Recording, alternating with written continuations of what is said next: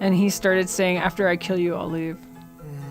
So when he said he was just going to do this and then go, then she actually didn't fight all that much. I closed my eyes to make him think that I was dead. We're told in Matthew 19:26 that with God, all things are possible. How many of us actually trust in that promise, though? We serve a God who can do incredible things, and the most spectacular is when he saves one of his children. This week, we're joined by two guests who share a striking testimony about how God's power and goodness saved one girl from a certain death and brought her into a new life. Before we join them, though, we want you to know that our 2020 Promise Calendar is now available. If you would like to receive a free Promise Calendar with daily Bible verses and a monthly devotional, please visit worldchallenge.org. Your support makes a difference. Please consider donating to power the mission and make World Challenge resources like the Promise Calendar and this podcast possible. Now here's our host, Gary Wilkerson. I'm so glad you guys are here today. I'm Gary Wilkerson with the Gary Wilkerson Podcast, and we're in for a really good story today. Holly, we were so happy to have you with us, and Nora, thank you for coming with us today. You're from Cambodia, and you've been there for 10 years now. And tell us a little bit about your ministry there in Cambodia. You're working with, what's the name of the ministry? The Girls' House of Refuge. Girls' House of Refuge. Yeah. And tell me, what is that? Yeah, God told me to open a home for women, so for young women, and so I did. And then he would choose and bring the ones he wanted to. So he ended up bringing girls that were pregnant or girls that got raped, and different girls. Also, just really poor girls. So I started getting a name for being willing to take drug addicts, being willing to take alcoholics, being willing to take traumatized girls that are all knocked up. Right. They're pregnant. Nobody else can help them. And so other Christian organizations in the country would call me and say, hey, will you take this girl? Or, hey, there's this girl. Or this person's trying to sell this girl, this like little girl, like 14, 12, whatever. And so I would take those kind of girls. And then also with women's ministry, you're drawn to women. So when you go out in public, girls are drawn to girls. They're going to just see, and they want to share the gospel as we go through the whole Bible in a year at my house. So they want to practice what they're studying. And it's really cool because they're baby Christians. So everything's new, which I love that because it's just really innocent in a sense. Wow. So... And you still live in the home where the girls come in now, even after 10 years? Together, yeah. And that's Phnom Penh? Or? Yeah, in Phnom Penh. Okay, so you have Nora with you here today. Yeah. So she came into, did you first meet her, but she came into your house, or did you know her before? Or how did you meet Nora? I met her because one of my girls, she's the cousin of one of my girls that lives with me. And my girl posted, she was in this hospital that wasn't great. And her hand was cut off and everything. And she said, can you pray for my cousin? And I was like, what's going on, honey? And so I got, that's my girl. So personally called her, talked to her. And, cause I wasn't in country at the time, I was in America. And so I called my staff and I said, hey, can you go meet up with our girl's cousin and see what's going on? Like what happened? Yeah. And so that's how I met Nora. Right within a couple of days of me sending my staff, I flew in and then I actually dropped off my bags and went straight to the hospital to go meet Nora because we had already started a relation to help her out. Yeah, tell us a little bit about how she ended up in the hospital. Robip dal Nora dal bed. Ja ôi đã gạt lang. តាំងពីឬក៏នៅធំពេទ្យហ្នឹងឬក៏តាំងពីដើមមក Pel da quat yok tak tak acid ja ចាពេលដែលបរោះម្នាក់នោះគាត់ធ្វើបាបខ្ញុំ There was a guy and he did really bad things to me. ដំបូងគាត់គម្រោងគាត់សម្លាប់ខ្ញុំហើយគាត់បានយកទឹកកសិជះ He wanted to kill me. This guy, okay, let me make it a little clear for her real quick. So, this guy had done things. He had kidnapped her before, and he had stolen her virginity, and a lot of things had happened to her. And he was kind of stalking her, and nothing ever happened to him. And then later on, he figured out a way to meet up with her. What he did was because he's a businessman and really rich in their village. He's the richest, and so he had her cousin say, hey, tell I'm going to give you this business moto card thing. Like, I'm on a way to a business trip. Will you tell her to come pick up this card from me? So her cousin told her, hey, go meet this guy and pick up this card. Yeah. And so where? And, where do I meet him? And so she said, oh, on this out in the middle of a field, really, kind of off a dirt road, place that's really secluded, and just get the card because he's in a hurry. He's got to go. And it was like 4 a.m, mind you. Yeah, scary. Because their cousin is a seller of chickens, and they get the chickens from this guy. You know what I mean? So it's all like, village kind of things. So that's why she went to go meet him. But when she went to meet him, he doused her with battery acid. Okay. And after the acid, she turned around to run. And then he had a butcher knife. She heard the sound of the butcher knife, and then he started hitting her head. And she put her hand up to block, and then the butcher knife went through her right hand. And also on her arm. And he was hacking. And he grabbed her hair. And then she fell on the ground.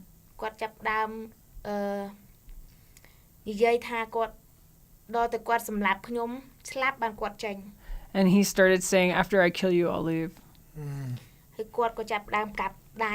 And he started hacking her hand because the knife was dull.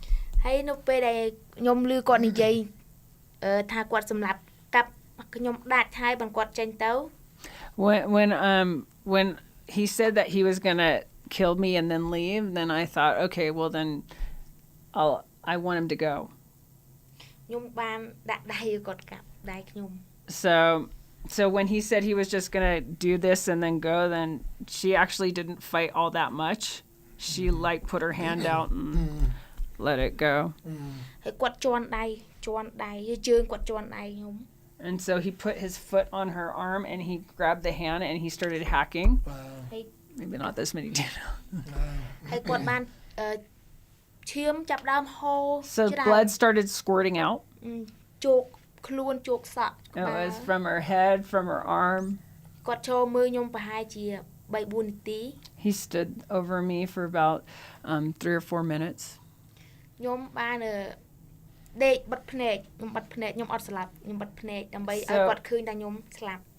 I closed my eyes to make him think that I was dead.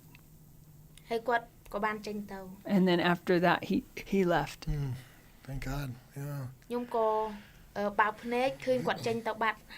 And then I opened my eyes and I could barely see, but I saw that he wasn't there. I didn't know what to do. I was all by myself. And it was so quiet in the field. I was laying there.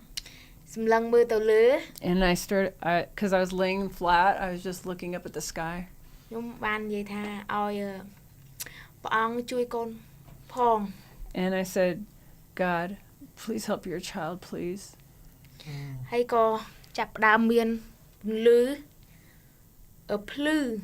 And all of a sudden, there started to be light. And something lifted me up.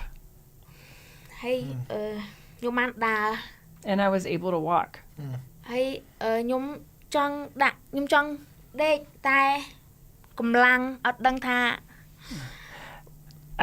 felt like I wanted to sleep, but somehow there was like strength and I don't know where it came from. And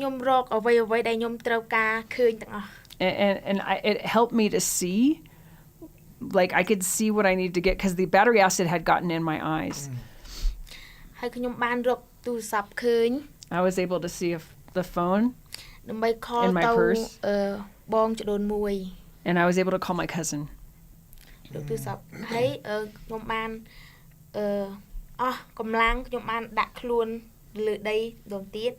And I was like really tired and I laid back down. But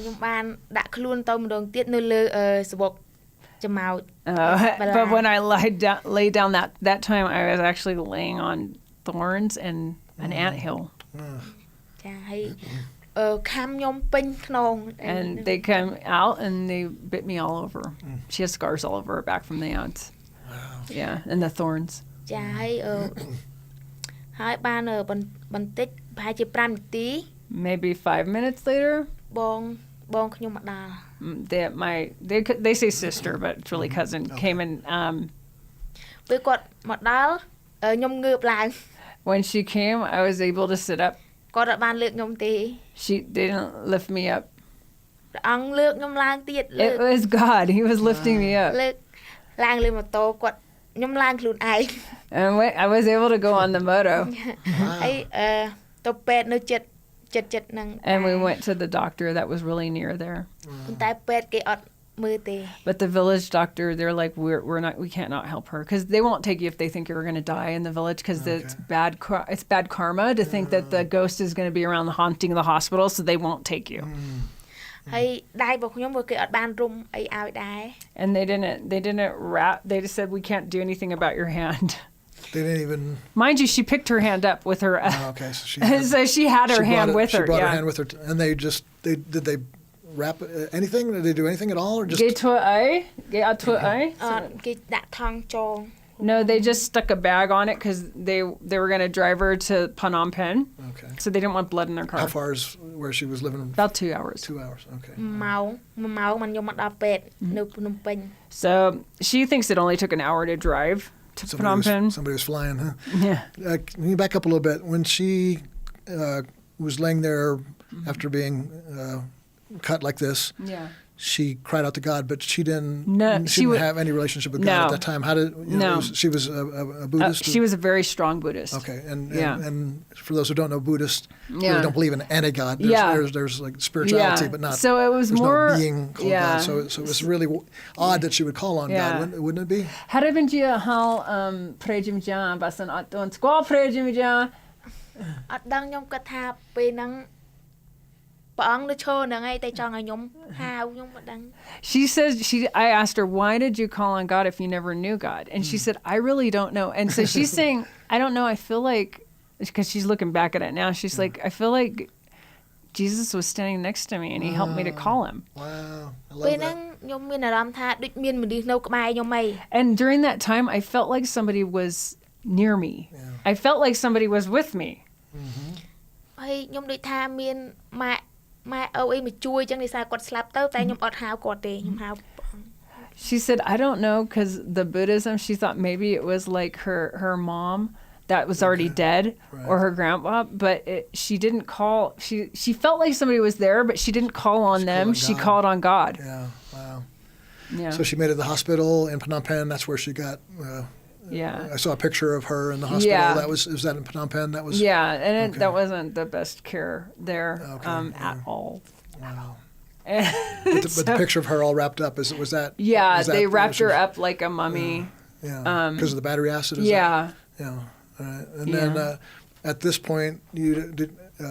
And they cut off more of her hand, and at the time they told her they can't sew the hand back on because she'll get cancer. Yes, that's what they told her. Okay. But they probably didn't have the ability to do that anyway, I would imagine. But so you're still in the United States at this point, or are you back? No, I'm as soon as she's in the government hospital when I landed, so I went to that hospital. Okay. And you then went we were with the girl in your house. Yeah. Was her cousin. Yeah. You went with her to meet her. Actually, I went with my staff. Oh, okay. Yeah. That's the first time you met her. Yeah. Okay. And she was in the hospital, and I met the cousin that she had called. They were there, and there was other people there that were dying, and so. How did she get to your house? That's a good story too, actually. Yeah. Can you tell us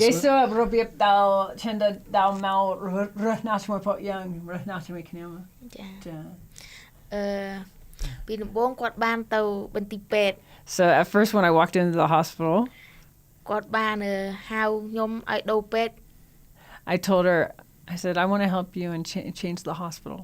ថាទៅពេទ្យនោះទៅល្អអាចព្យាបាលឲ្យស្អាត I told her we can go to a different hospital and we can heal your face. I was really worried she was going to lose her face because the battery acid was eating it away. ហើយខ្ញុំ ខ្ញុំអត់ថាអត់ទៅទេ And at first she was like, no, because she didn't know me, you know. So she's like, no. ហើយប្រហែលជា2 3 ដងហើយគាត់ចាប់ដើមទៅគាត់ដាក់ឋានឲ្យខ្ញុំ So, but then I would pray for her, and 2 or 3 times I would come. I just kept coming. ខ្ញុំចាប់ដើមមានអារម្មណ៍ And I started to have a feeling. I'm just translating for her. She started to have a feeling. ខ្ញុំបានសម្រេចចិត្តថាខ្ញុំនឹងមកនៅជាមួយគាត់ And I decided that I would go with her. Basically, she had decided to let me help her. ពេលដែលខ្ញុំមកនៅជាមួយពួកគាត់ផ្ដល់ក្តីស្រឡាញ់ឲ្យខ្ញុំច្រើន And when I'm with Holly, she gives me a lot of love. I just really see the love. And how long ago was that she came from the hospital to your house? It's been like more than years? Or No. Oh, okay. This is recent. Oh, wow. It happened. The attack happened in February. Oh, this is very recent. Yeah, Wow. God's healed her face so much. Yeah. That was my prayer, you know. Yeah, And really, I actually the picture. You should see the pictures of her face. Wow. And God's healed her so much. She's so beautiful inside and out. Yeah. She really is. You can see Jesus in her too. Yeah. Yeah. So that just happened in February. Wow. Okay. Yeah, that's miraculous. That the power of not only the inside healing, but outside as well. And now, you know, I mean, I don't have to ask this question because I can see it in her eyes. But she met Jesus kind of early on, or after a while, coming into your house, like where she really knew who this God you she want was me to ask calling. her? Yeah. So Peldal Chinda Bajia Twiklun Hainang Tutulja Pray Yesu Kri Pelna. ពេលខ្ញុំមកនៅមួយHolly ហើយមួយស្រីច្រើន So when I was living with Holly, we lived with a lot of girls. There's a lot of girls at the house. ហើយស្រីនៅផ្ទះហ្នឹងគាត់បានមកនិយាយពីព្រះបន្ទូលព្រះអង្គ And the girls at the house, they come in and they share the word of God with me. តែខ្ញុំអត់ជឿខ្ញុំអត់ But I didn't believe. ហើយមានថ្ងៃមួយខ្ញុំក៏សុំព្រះគម្ពីរពីបងរ៉េនគាត់ And then there was a day that I asked the Nora, who's another sister in the house, she's actually staff, for a Bible. ខ្ញុំចង់អានខ្លួនឯង I want to read it for myself. ខ្ញុំអត់ជឿគេនិយាយប្រាប់ I don't believe what they're just saying to me. And that when you read it, that kind of opened up your eyes then? Peldal an Nigaji Peldal Baut Panek Chenda Haining Chenda Samrapjet Tutulja Pray Yesu Kri. Yeah. Yeah, it was reading the Bible. Yeah, wow. Yeah. And last question I have for you: what is your family that's not in the house with you? What does your family think of what's happened in your life? Eloni Cruisa Chenda Minita Baon Chenda Gekut Yamek Ambi Jivat Chenda Eloni. Ambi Wait I got lang nak Jivat Chenda Eloni. គាត់ថាខ្ញុំពិតជាកែប្រែគាត់និយាយថាព្រះអង្គកែប្រែខ្ញុំច្រើន They say actually when she talks to her family, because she's still in hiding, this bad guy's still looking for her. Okay. We are All Things Possible is really helping us. We've already got a arrest warrant out. We've been able to go to court. She's been able to tell the judges. But this guy's still looking, so she's still in hiding. So all the conversations she has with her family is on the phone. But they're telling her every time, you've changed so much because just her attitude, just everything about her is so different. I love it. It's very, very evident. Well, I'm so thankful that Jesus changed your life so radically and now is using you to change other lives. She'll be, you've probably already seen this, but there's she's your second generation, then she'll be leading people to Christ. Yeah. You've probably already seen that, right? Then third generation and fourth generation, the impact on Cambodia. Yeah, just like the girls in the house that we're sharing with them. Those are girls that all came to Christ on their own too, that have really bad traumatic past also. Yeah. So they can minister to each other in ways that, well, God helped me. His word says this, and he did it, and so they share with each other like that. It's very matter of fact. Wow. It really is a blessing and an honor to be able to serve the Lord. Yeah. I'm shocked every day he loves me, and He alone is worthy. So if somebody wanted to find out more about your ministry, is there any way? Do you have any kind of website or newsletter we have a website. Okay. If you go to www.girlshouseofrefuge.com, that'll take you right to our website. Okay. If another one comes up, we're Cambodia. Okay. So we're in Cambodia. Yeah, and we'll be praying for you. We'll ask those who are listening to your story here today to keep you in prayer, and Nora, you in prayer, that God will use you mightily to do great things in Yeah, your country. thank you so much. Thank you. Thank you for being here today. Really appreciate it. Love your story and love the work you're doing. Keep up the good work. Thank you. God's redemption in our lives is always an incredible story, and we can never praise Him enough for this good gift of salvation. Please be praying for the girls in Cambodia and the many people around the world whom God is reaching. The Gary Wilkerson Podcast is brought to you by World Challenge. Sound design for this episode by Mike Hallsmith. This episode was written by Rachel Schmitz. Our producer is Chris Wigington, with video production by Aaron Gale. Tune in next week for a special best of episode of the Gary Wilkerson Podcast. We hope you have a very Merry Christmas. Until then, do all you can to live a better life and make a better world through Jesus Christ.